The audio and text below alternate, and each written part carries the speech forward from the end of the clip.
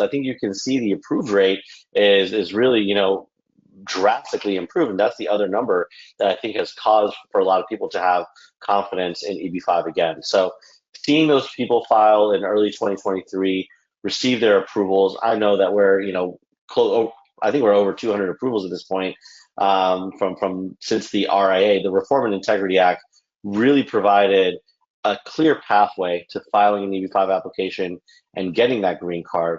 And then the early kind of adopters of that and filers within the program now receiving their green cards and sometimes as early 2024 and sharing their stories. We've got a bunch of testimonials on our website of people getting their approvals in a timely manner. That's what led people to say, hey, this is something that I can really get behind and go forward. And that drove a lot of demand.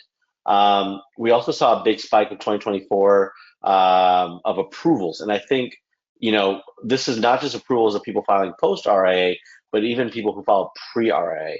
This was USCIS's first year in a long time where they've really put an emphasis on getting people approved and issuing those visas abroad.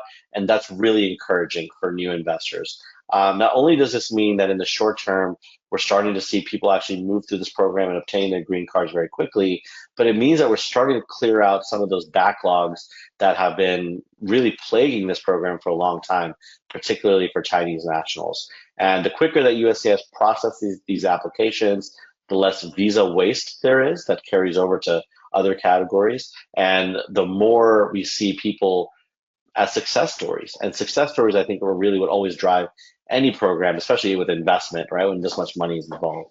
And you can see here that when we look at kind of the trend, everything is trending upwards in the right direction for EB-5. Sure, we're seeing a lot of applications and receipts being filed, but we're also seeing a lot of processing.